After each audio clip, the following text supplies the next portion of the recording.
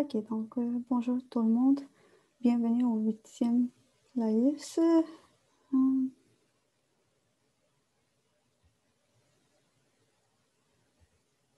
Ok. Donc aujourd'hui, on va voir la corrélation. Vous voyez bien le PowerPoint à l'écran? Il n'est pas en plein écran, on voit les notes en dessous puis les diapos suivantes. Ok, là. Ça marche. Ok, parfait, merci. Donc aujourd'hui, on va voir la corrélation. Donc, on va commencer par faire un petit retour sur mon message concernant la correction de Walsh, ainsi que l'hypothèse nulle puis alternative. Puis par la suite, on va voir les 3 tests de corrélation, c'est-à-dire la corrélation linéaire de Pearson, une variante qui se fait par permutation, puis la corrélation de Rand-Kendall. Puis j'ai quelques questions quiz. J'aimerais juste revenir sur le fait pour le TP2, il y a eu quelques personnes qui ont perdu des points parce qu'ils n'avaient pas bien mis leur script R. Je croyais que c'était que j'avais passé le message lors du premier laïus et que je vous ai demandé de référer aux consignes, aux documents consignes TP sur Studia. Mais juste tenir en compte pour les prochains TP de bien copier-coller ce que vous avez dans R dans votre travail, c'est-à-dire dans le document que vous remettez sur Studia. Cette fois-ci, je pense qu'ils ont juste enlevé 2 points, mais à partir des prochaines TP, les correctrices vont enlever la moitié des points. Et donc, assurez-vous que toutes les lignes de code que vous avez utilisées pour arriver à la réponse se retrouvent dans ce document que vous soumettez. Okay. Donc, les tests de corrélation qu'on va voir, ça va nous indiquer si 2 variables sont liées entre elles. Puis, dans tous ces tests, ce qui est très important, c'est que les 2 variables doivent être mesurées sur sur les mêmes éléments. Donc, juste pour que ça soit clair que si on vous demande de faire un test de student, puis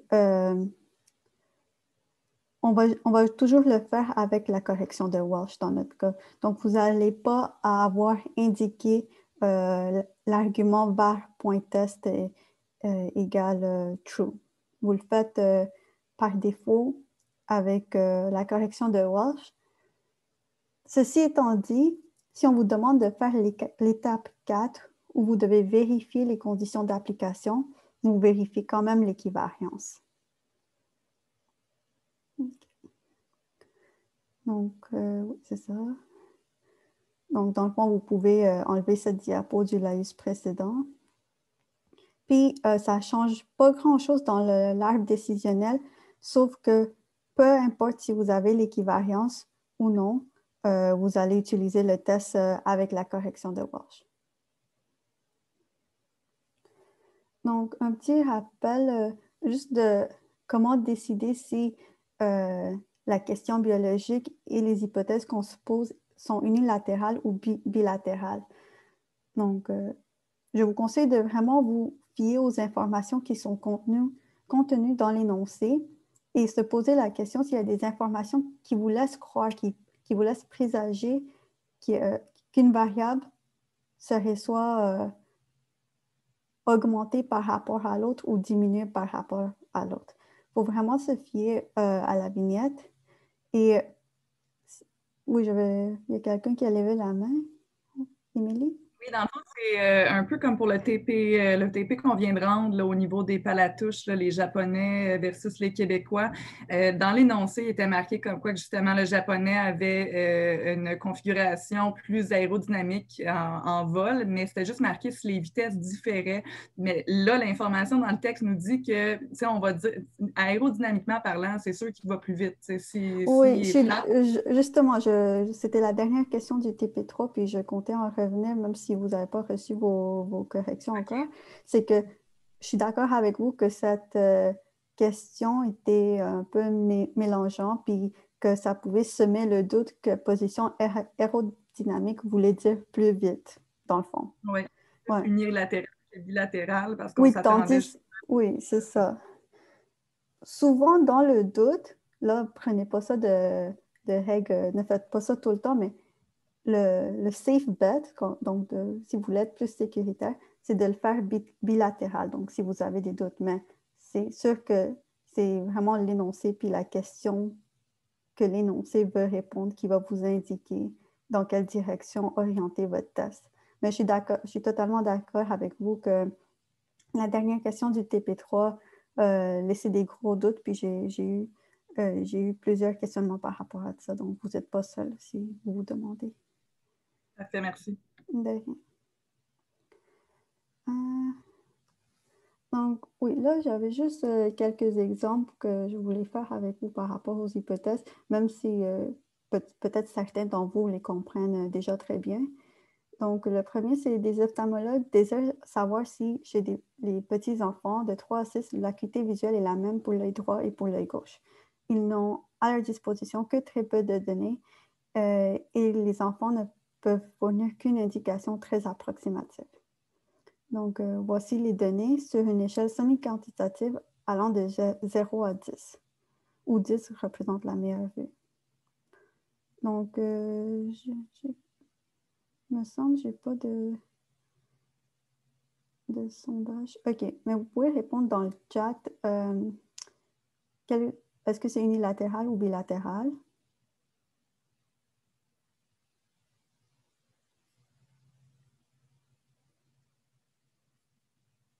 Oui, c'est ça, c'est bilatéral. Puis quel test utiliserez-vous?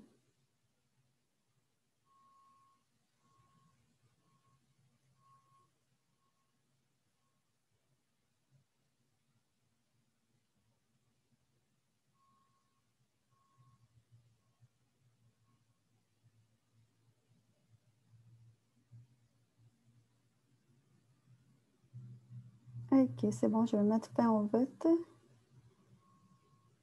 Oui, c'est la majorité a bien répondu, c'est-à-dire on utilise un test de Wilcoxon pour des données appariées parce que ici, c'est indiqué qu'on a très peu de données, puis on sait que les deux yeux sont appariés, appartiennent au même enfant.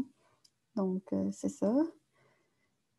Puis, une dernière question sur cette diapo, c'est que un sujet récent qui intéresse les gens, c'est la possibilité d'utiliser une nouvelle drogue pour réduire la taille d'un infarctus chez des patients qui ont eu une infarctus dans les dernières 24 heures.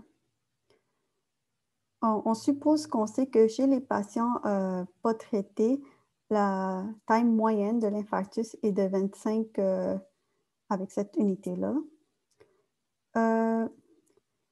De plus, dans 8 patients traités avec ce nouveau médicament, la taille moyenne des infarctus est de 16 avec un écart type de 10.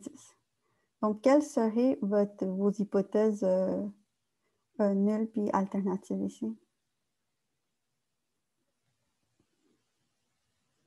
Vous pouvez l'écrire dans le chat.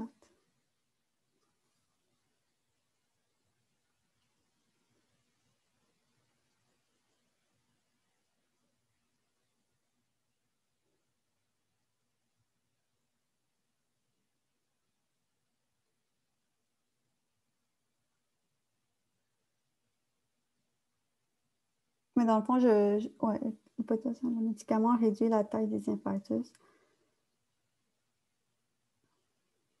Est-ce que tu...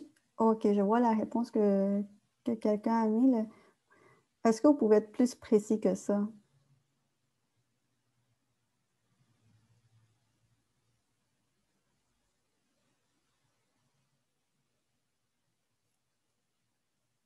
En fait, je vais vous donner la réponse. L'hypothèse nulle serait que la moyenne des tailles d'infarctus ne diffère pas de 25, parce qu'ici, on nous donne cette valeur-là. Puis, l'hypothèse alternative, c'est qu'elle différerait de 25.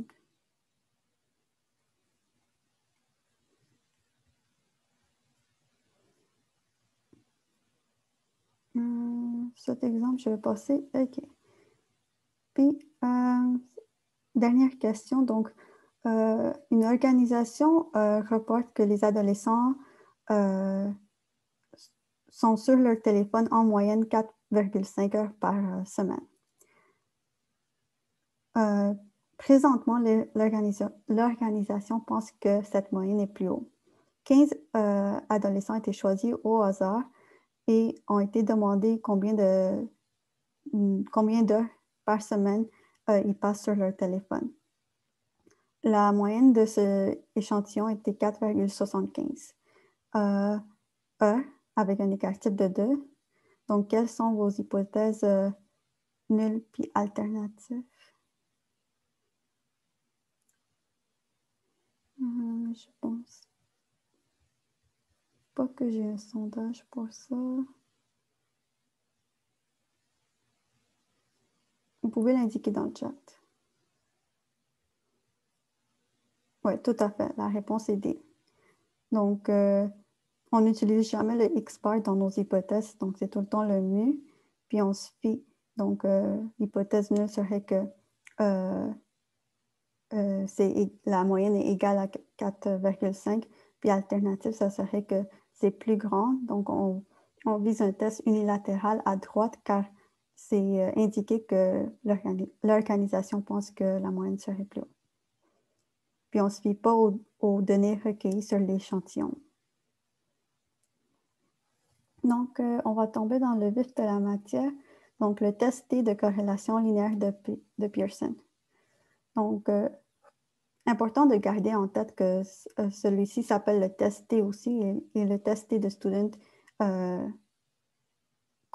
analyse complètement autre chose. Donc, ne pas vous mélanger entre les deux. Donc, le but de ce test, c'est de chercher une relation linéaire entre deux variables. Pour cela, on calcule la covariance sur les données centrées rigides. Donc, la covariance, ça nous permet de mesurer la dispersion des deux variables et avoir une valeur. Donc, mettons, si on prend ce premier graphique, on voit clairement qu'on peut tracer une droite qui descend. Donc, ça serait un lien négatif. Un lien négatif, ça veut simplement dire que lorsque X augmente, Y descend. À l'inverse, le troisième graphique que vous voyez ici, c'est un lien positif, donc X augmente, puis Y augmente aussi. Puis on pourrait tracer une droite à travers ces données. Donc, dans le fond, on cherche avec quelle facilité on peut tracer une droite dans le nuage de points, puis donc avoir une relation linéaire. Au milieu, ici, on a un nuage de points aléatoire et qu'on n'arrive pas à tracer une droite à travers ce nuage de points. Donc, la corrélation ici serait on peut faire le test, mais elle serait de 0 parce qu'il n'y a pas de relation entre X et Y. Donc, ici, c'est un petit rappel des formules de variance et la covariance. Donc, la variance de chacun des variables est calculée avec elle-même et ça nous donne la variance. Et la covariance, c'est un paramètre de dispersion où on centre les variables avec leurs moyennes respectives et on fait la somme des écarts à la moyenne des variables X et Y. Donc, on fait l'écart à la moyenne des X de toutes les données qu'on a de X et pareillement pour Y, puis on fait la somme. Et ensuite, on les multiplie entre eux et on divise par le N. C'est très important que le N est pareil pour X et Y parce qu'on on a mesuré nos variables sur le même échantillon, sur les mêmes éléments. Donc, cette covariance permet de prendre en compte les deux variables et donc mesure la dispersion de nos deux variables. Donc, l'exemple qu'on va utiliser aujourd'hui, c'est l'exemple de testicules des 33 primates. Donc, la question biologique qu'on se pose, c'est vraiment un vrai article, je vais vous le mettre sur Studium. C'est est-ce que la masse des testicules augmente de façon linéaire en fonction de la masse corporelle des primates? En d'autres mots, ça demande si les deux sont positivement liés. Donc, et si ça augmente de n'importe quelle autre façon que linéaire, le test ne le détectera pas.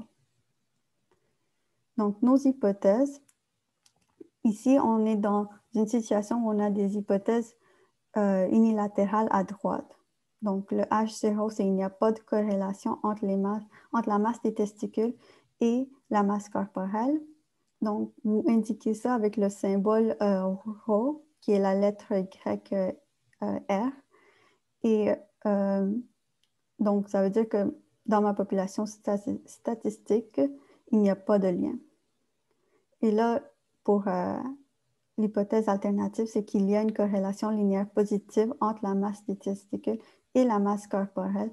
Donc, c'est unilatéral et j'indique ma direction avec le mot positif.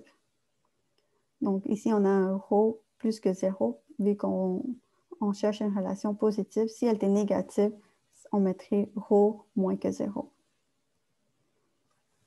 L'étape suivante, on nomme notre test puis on indique les formules qui lui sont associées.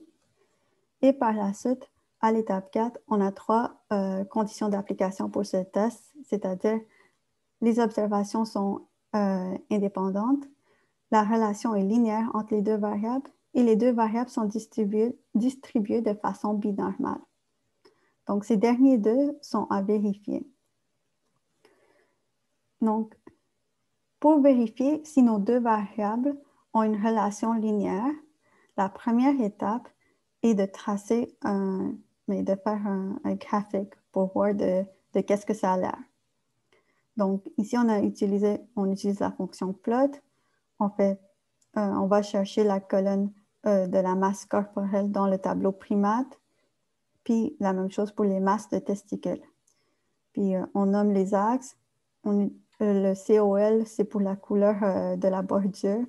Le PCH, c'est la forme des points. Et le BG, c'est juste le remplissage des points. Donc, ici, on ne voit pas de relation linéaire qui est très claire. Mais peut-être, il semblerait qu'il y a une corrélation linéaire positive. On pourrait s'en douter parce qu'on voit ici que la variance est très petite, les points sont très rapprochés. Et plus on avance, plus la variance s'élargit, puis ça va un peu n'importe où par la suite. Donc, il y a une possibilité qu'il existe une certaine relation, mais juste avec ce graphique, on ne peut pas dire que c'est linéaire. Donc, souvent, dans des cas comme ça, il faut faire une transformation. Donc, ici, on a choisi de faire une transformation avec un log. Donc, on a mis log devant nos deux variables pour les transformer. Le but, c'est de linéariser la relation. La transformation des données, c'est une tentative de rendre ça linéaire et donc de permettre qu'on puisse continuer de faire le test. En transformant les données, on peut changer les valeurs brutes de la même façon. Donc, ça peut être un log, ça peut être un racine carrée, un exposant. Il existe même d'autres méthodes comme la normalisation, la standardisation et la transformation en rang. Donc, là, avec le log, vous voyez sur le graphique que ça a une allure plus linéaire. Donc, on voit qu'on peut dessiner comme une fusée ou une patate qui peut contenir tous nos points, ou juste simplement une droite qui montre la direction générale dans laquelle les points sont placés. Donc, oui, ça demeure un peu subjectif, cette décision de linéaire ou pas, mais c'est comme ça qu'on va le faire. Puis, en ayant fait plusieurs, vous allez voir que ça va être un peu plus facile. Donc, une fois que les données sont linéarisées, pour vérifier si les deux variables sont distribuées de façon binormale. Donc, c'est bien important de vérifier la linéarité avant de vérifier s'ils sont binormales. Pour vérifier la binormalité, vous allez utiliser un test LM, une fonction LM, je veux dire. Puis, pour cela, je vous dis juste de l'utiliser, puis au laïus prochain, on va vraiment aller plus en détail avec cette fonction. Dans le fond, c'est comme une régression linéaire simplement pour avoir les résidus parce que on fait le test de binormalité de Shapiro-Wilk qu'on a couvert la dernière fois sur les résidus de nos variables. En fait, sur les résidus de la régression linéaire associée à nos deux variables. Donc, la première étape, c'est d'avoir la régression linéaire avec la fonction lm que vous placez dans un objet.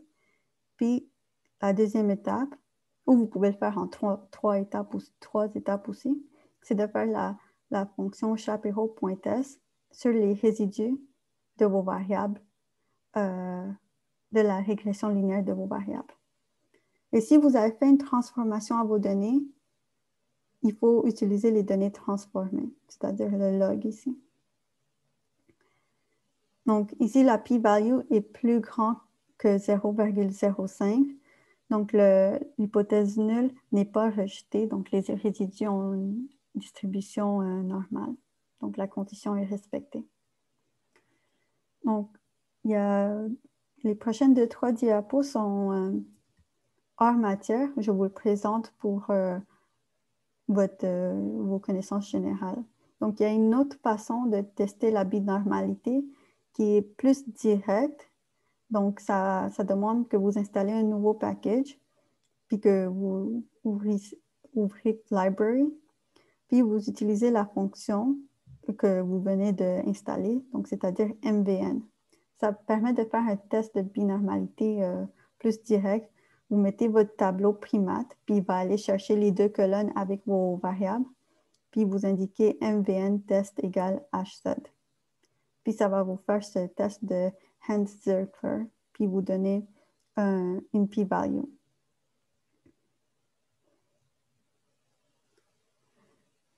Donc, avec ce test-là, le H0, l'hypothèse nulle est rejetée et la distribution n'est pas significativement linéaire et binormale.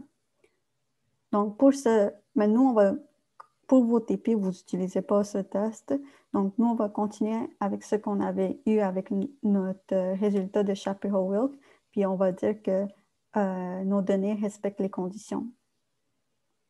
Donc, à l'étape suivante, on indique que la distribution de la variable auxiliaire, donc soit H0, qui veut dire si H0 est vrai, la variable auxiliaire Tcal suivra une distribution T de student à nu égale n-2 degrés de liberté. Donc, ici, c'est 31.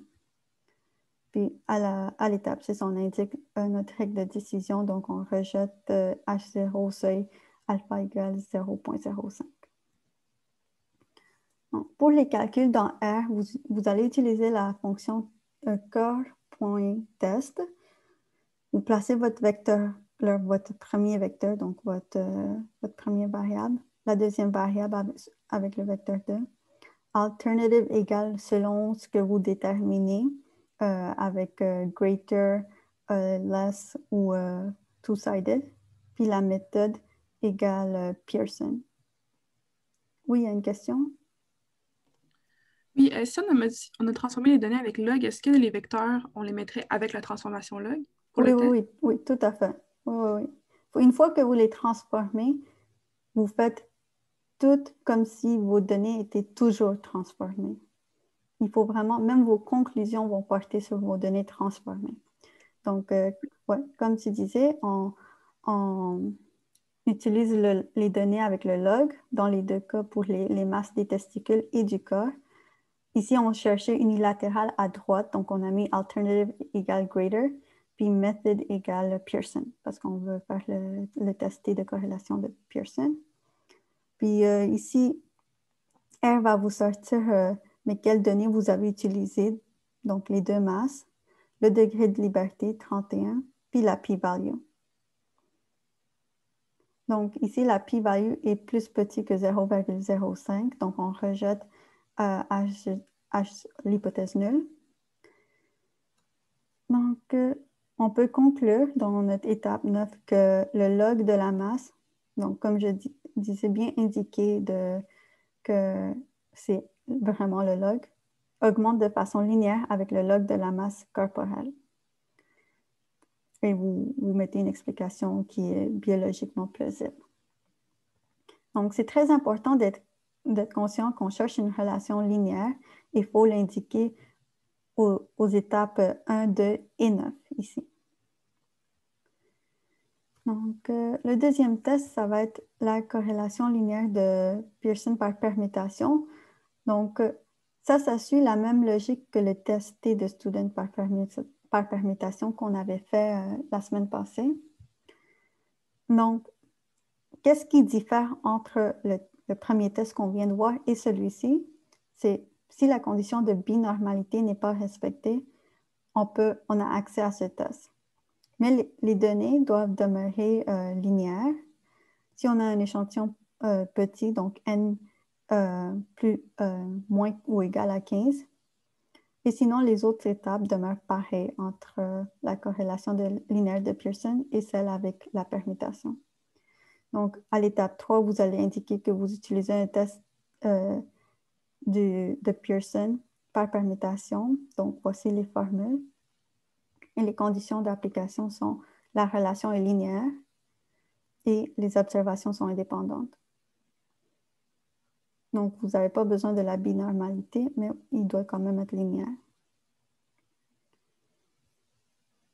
Donc, pour utiliser cette fonction de permutation dans R, vous allez devoir créer une source comme de la même façon que vous avez fait pour le tester de student par permutation.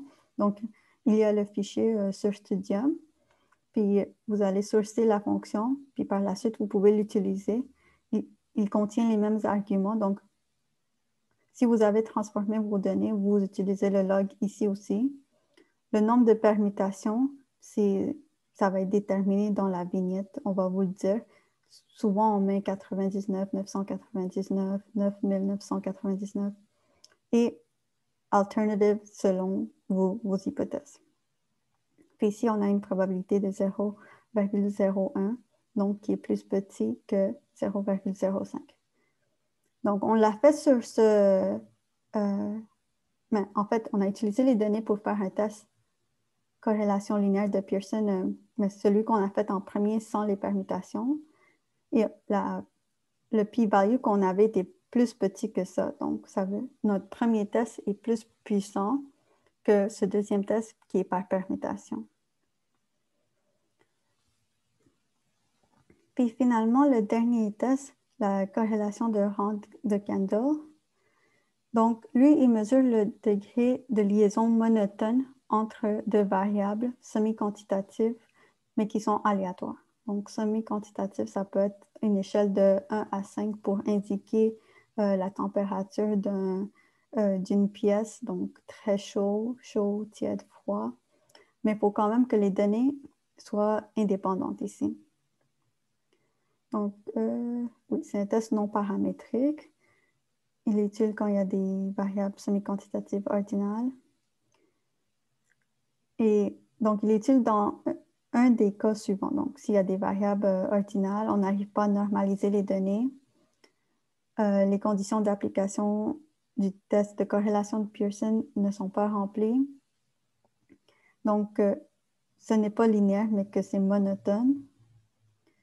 Et les données ne se distribuent pas de façon binormale. Donc, on n'arrive pas à normaliser les données.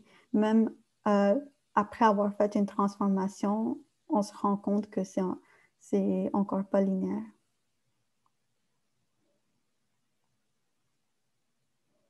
Et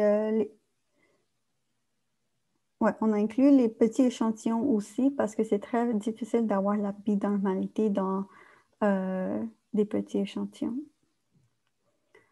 Donc, cette diapo sert surtout à faire un rappel à qu'est-ce qui est linéaire et qu'est-ce qui est monotone.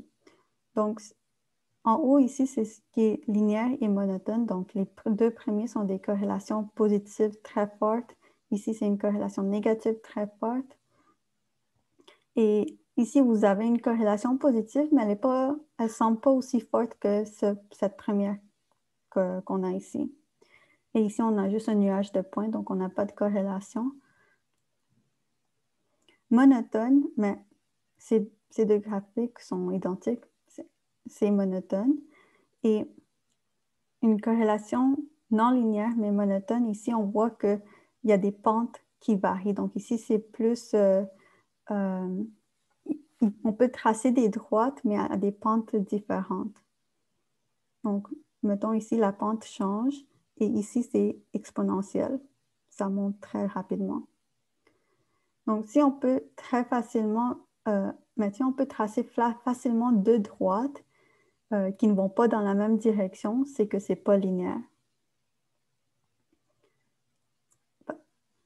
En monotone, on a souvent un bout qui est très à pic, une pente très forte, et un bout avec une pente très faible, comme vous voyez ici. Comme ça, la pente est quasiment de 0 ici. Et ici, elle monte très rapidement. Ici, la pente est de 0, puis par la suite, elle monte vraiment rapidement. Donc, linéaire, c'est calculé par une équation qui nous permet de dessiner la relation.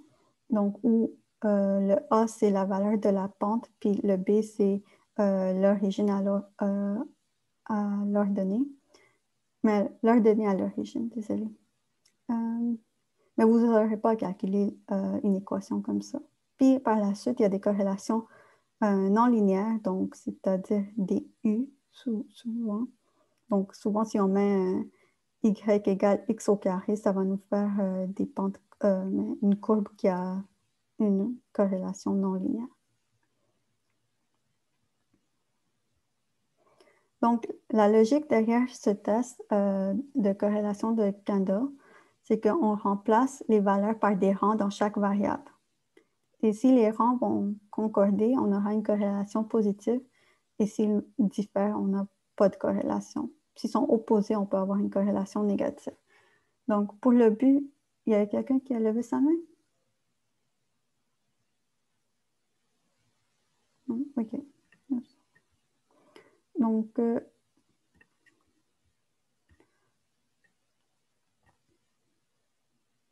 oui, pour le but de l'exemple, ici, on a 4 données en X et Y.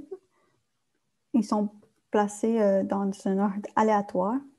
On commence par les parser en ordre croissant, donc du plus petit au plus grand pour les deux variables.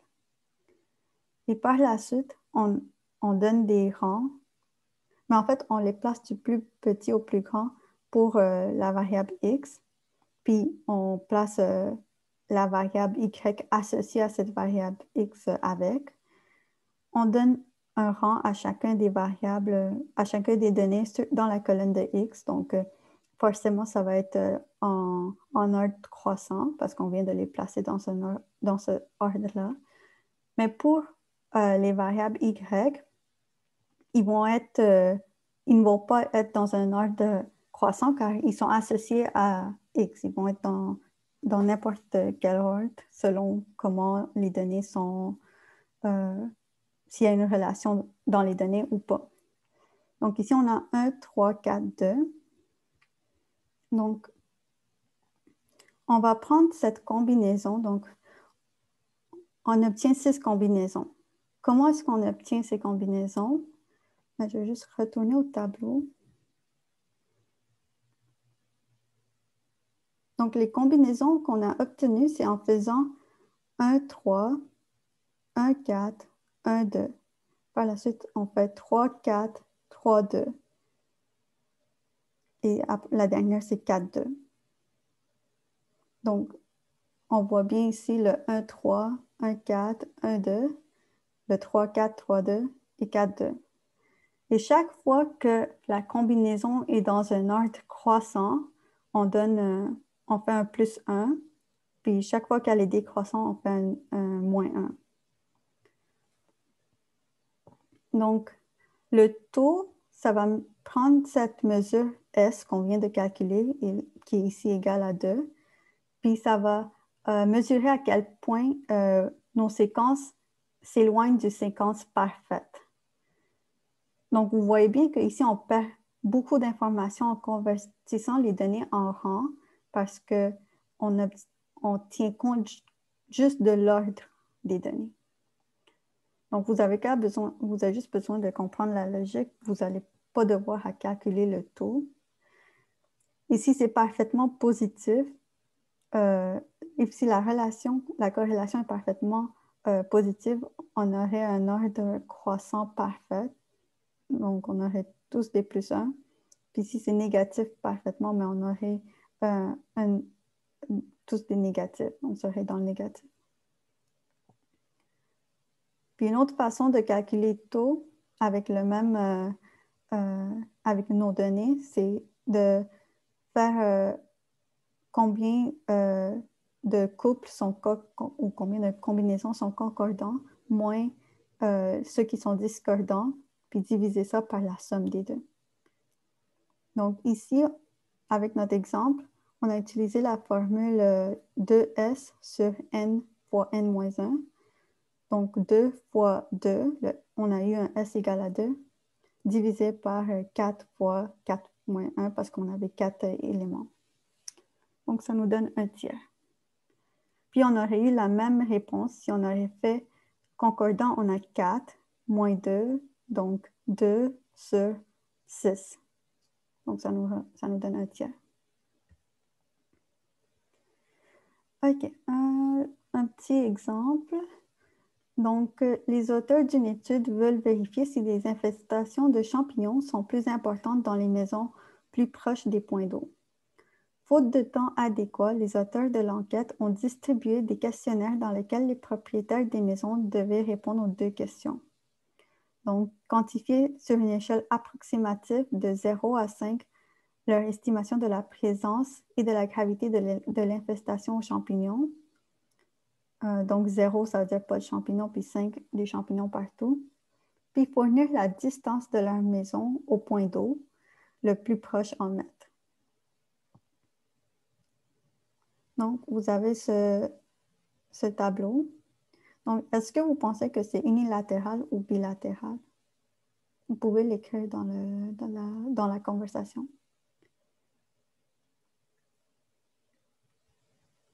Oui, unilatéral, effectivement.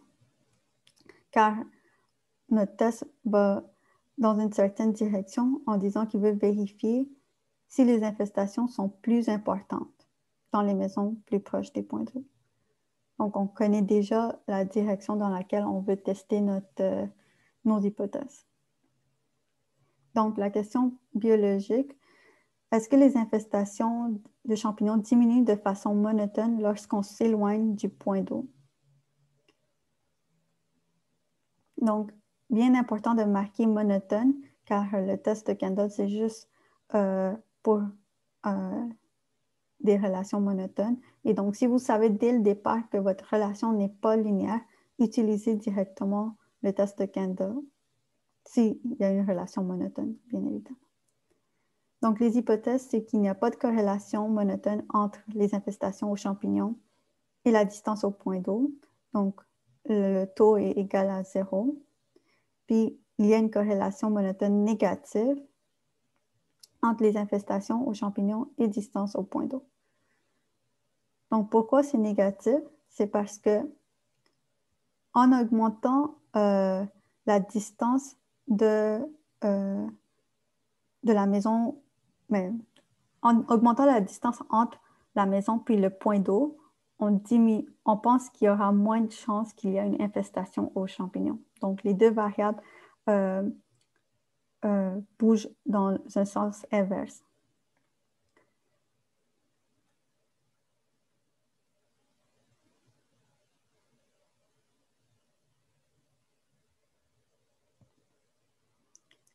Donc, le choix de test statistique utilisé, c'est un test du taux de Kendall, où le S ici, ça va nous indiquer à quel point notre séquence s'éloigne d'une séquence parfaite. C'est une variable qu'on appelle une variable composite. Puis la seule condition d'application, c'est une indépendance des observations. Pas besoin que les données soient quantitatives ni binormales. Et sous H0, la variable auxiliaire taux est obtenue par l'énumération de tous les cas possibles. Ici, on ne fait pas référence à une distribution parce qu'on va mesurer toutes les séquences et quelle est la probabilité que notre séquence, quelle est la probabilité que notre séquence soit éloignée ou qu'elle soit la meilleure séquence possible. Puis, la règle de décision. Donc, la façon de faire ça dans R, c'est avec la même fonction curve.test, vos données, donc les données des champignons, la donnée des distances de la maison au point d'eau qui sont dans votre tableau ici. La méthode, cette fois-ci, bien important d'indiquer que c'est Candle parce que sinon, si vous faites curve.test puis vous mettez que des variables, puis vous indiquez, même si vous n'indiquez pas l'alternative, R fait automatiquement un test de corrélation de Pearson bilatéral. Donc, bien indiquer la méthode, method égale Candle, puis alternative égale less. Donc, ici, on obtient une p-value de 0,0590. Donc, comme elle est plus grande que notre alpha, on ne rejette pas H0 au seuil alpha. Donc, par la suite, on fait une interprétation. Donc, il n'y a pas de lien négatif concluant entre les infestations aux champignons et la distance au point le plus proche d'eau. Car mais ici, on a décidé de mettre d'autres variables comme l'isolation de la maison, la nature du terrain, entrent en ligne de compte. Donc, c'est aussi très important de garder en tête que la corrélation significative, même si elle est significative, n'implique en aucun cas une causalité. Il peut exister une troisième variable, comme on en nomme ici, mais dans notre cas ici, on ne rejette pas H0, mais même si on rejetait H0, il peut exister une troisième variable qui fait évoluer nos infestations de champignons dans le même sens et donc créer une corrélation, mais ça n'implique en aucun cas une causalité.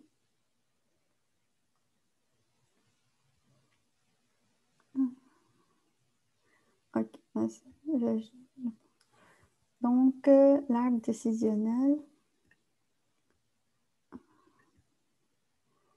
Donc, si vous avez des données quantitatives et un échantillon de 16 ou plus, vous testez la linéarité et mettons que vos données sont linéaires, on teste la binormalité.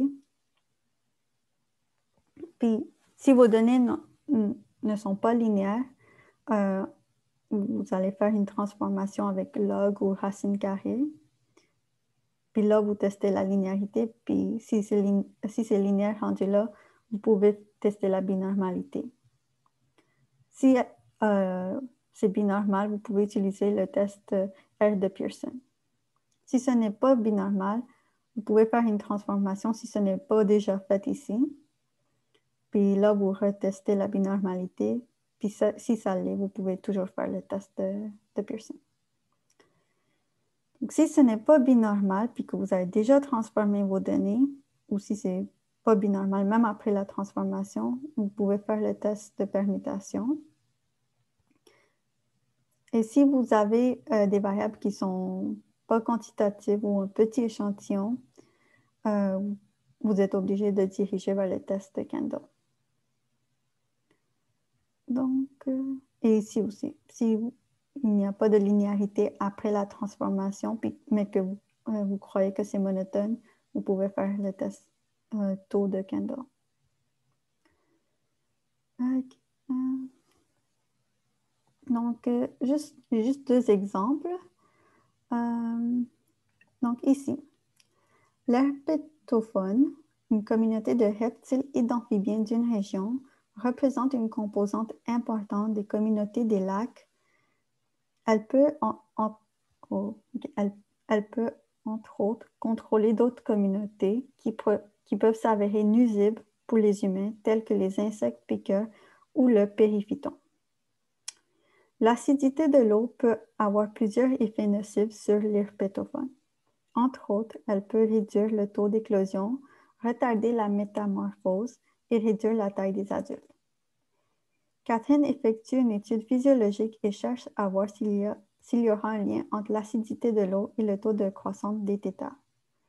Plus précisément, Catherine se demande s'il y a un lien négatif entre le pH de l'eau et la taille des têtards de grenouilles vertes du lac de Manitoba. Elle a donc effectué une campagne d'échantillonnage pour 30 lacs de l'Alberta pour lesquels elle a mesuré pour chaque lac le pH et la taille moyenne des têtards. Ayant mesuré le pH avec du papier pH, ses résultats pour le pH se présentent donc sous l'échelle suivante. Donc, ça veut dire 0 à 1, mais n'inclut pas 1 à 2 sans inclure 2, et ainsi de suite. Catherine cherche donc à voir s'il existe un lien entre la taille moyenne des têtards dans le lac en centimètres et le pH. Donc, quelles sont vos hypothèses H0 puis H1?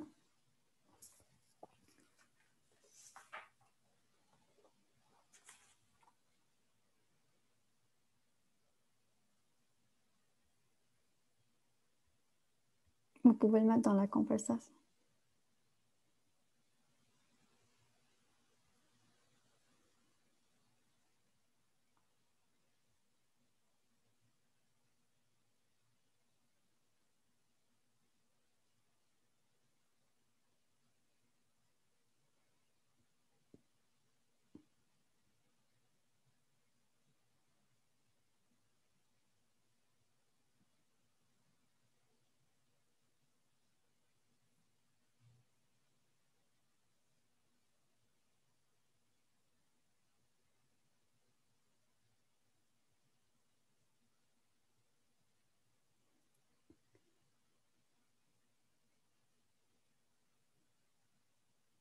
OK.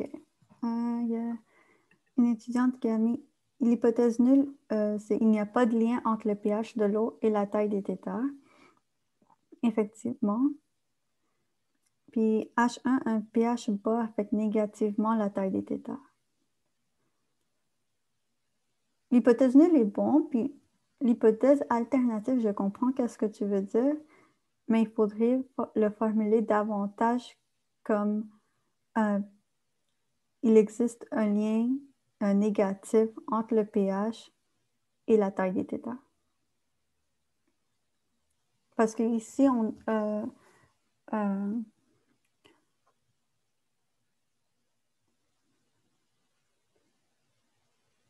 c'est ça. OK. Donc, quel test utiliserez-vous pour répondre à la question biologique? Désolée, je n'ai pas fait de sondage cette fois-ci. Vous pouvez l'indiquer dans la conversation.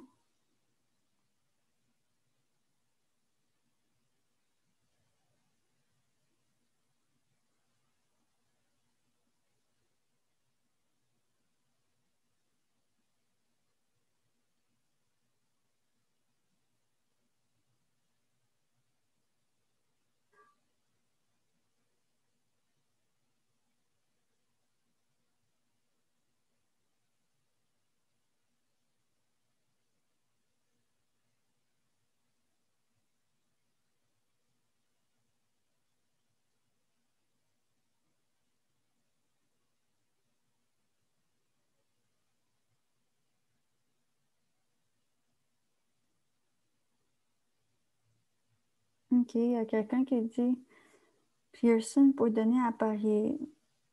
Il n'existe pas d'os de Pearson pour données à parier.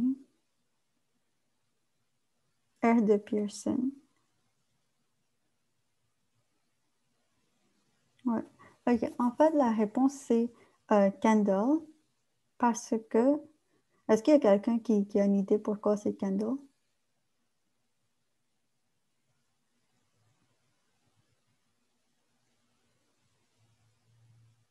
Oui, c'est ça. La variable est semi-quantitative. Oui, des données en classe. Exactement. Le pH se présente, mais est donc est quantifié dans des classes. Et est-ce que si Catherine avait utilisé un pH-mètre qui lui donnait des valeurs réelles d'activité des ions hydrogène en unité de pH, est-ce que le test de Kendall serait toujours applicable?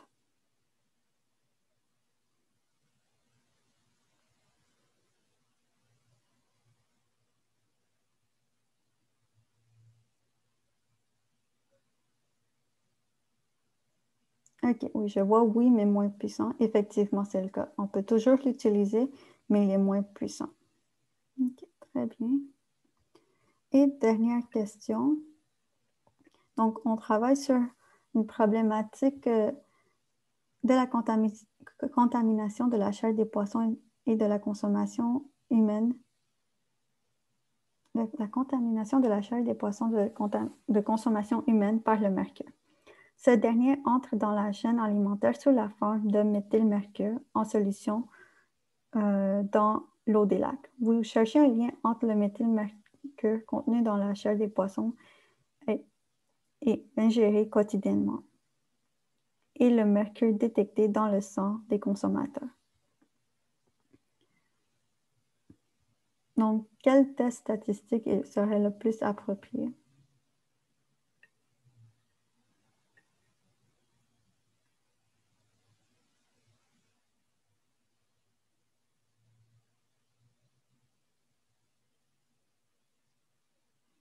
Oui, R de Pearson, effectivement.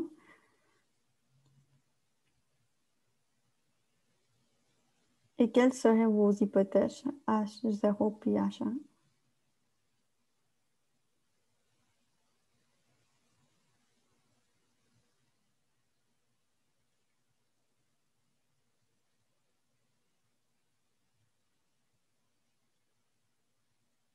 Oui, effectivement, il n'y a pas l'hypothèse 1 serait il n'y a pas de lien entre la quantité de mercure dans la chair des poissons et celle trouvée dans le sang.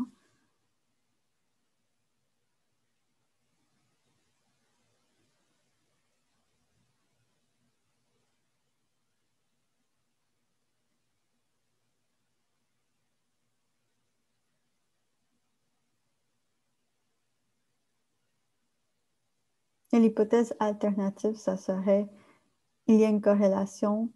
Ouais, quelqu'un l'a écrit, il y a un lien entre la quantité de mercure dans la chair de poisson et celle retrouvée dans le sang. Mais est-ce que vous savez dans quelle direction irait ce lien?